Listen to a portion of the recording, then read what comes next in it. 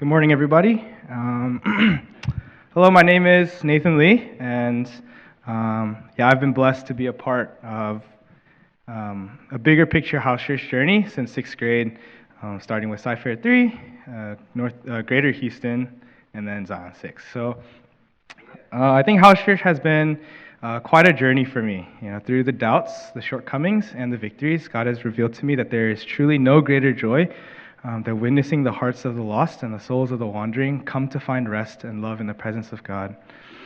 When I think of my time with Youth House Church, I'm reminded of many memories I've created, both good and bad memories.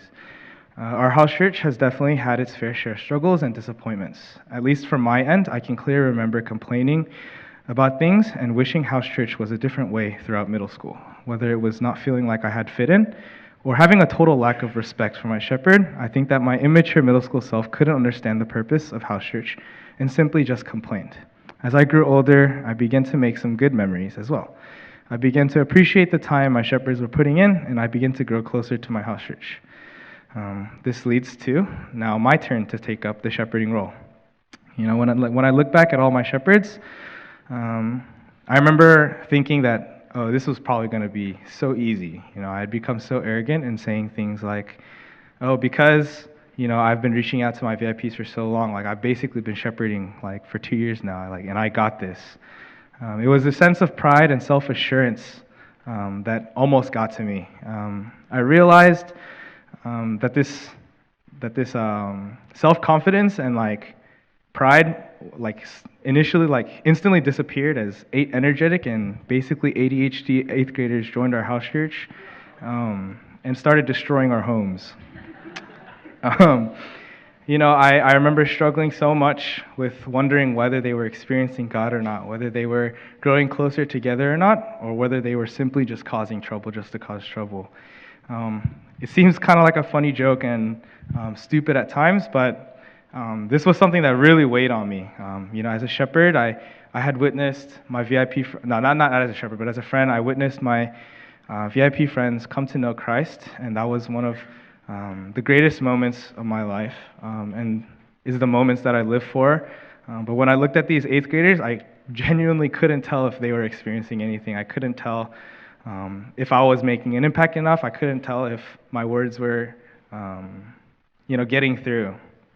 I doubted, and I burnt out so fast because I thought that I had got this. I thought that, my words were going to help them. I thought that I was the one who was going to, change their lives. But I came to realize that, it's truly all in God's hands. In the moments, at the time where I felt most out of control of our house church, when I felt the most unworthy and when I felt the most like I couldn't do anything for house church, God started changing and entering our students' hearts. And I started to see my younger brother Ethan and Josh Chong and so many others in our house church start to get baptized, take RJM, and really experience God's love. I realized that it was never anything that I could have done, but the love of God and the truth that He shares and the power that He gives to our students that really changes lives. So as I began to lay down my pride, I began to dive deeper into the characters of all my 8th graders.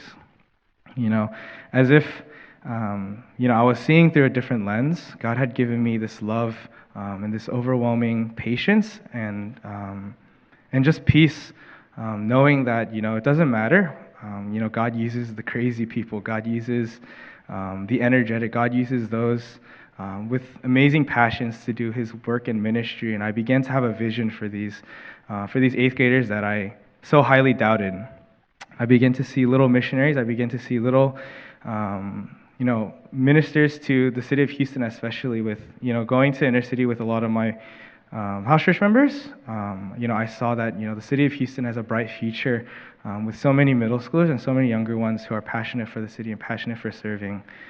I realized that once I let go of my own pride in changing lives, when I started letting go of my own greed for these things, God gave me His eyes, God gave me His heart to really see everyone through a new lens, see everyone through new eyes. And the love that I experienced for my house church was really unexplainable.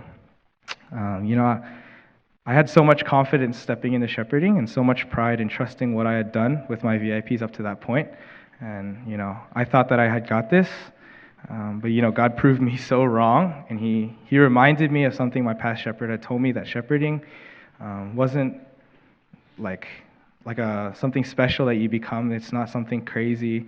But you simply get front row seats to God's greatest show. And I've truly experienced that through the changing and the growing and maturing of my amazing 8th graders that have joined my house church. So, you know, as we're about to part ways, you know, 8th graders, please be an example to the younger ones. You know, you guys get a little crazy, but keep burning your fires for God. He loves you so much, and I can tell that you guys love Him so much. So keep showing your friends and keep growing your love for Zion 6 and for God.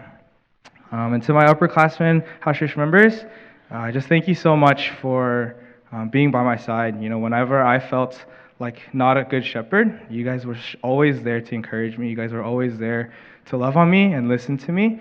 And I will always be grateful for the time that we spent talking about the cool stuff and the stupid stuff. You know, God, I think my prayer for Zion 6 has always been that our kids would experience Him, and so would our upperclassmen. And, you know, I have full confidence and I have full trust now that all in God's timing will He really show us and reveal to this ministry and reveal to our house church that He is good and that He is working, and He uses those who are imperfect, and He uses those who love Him the most. So thank you so much, Zion 6. Crumple game forever.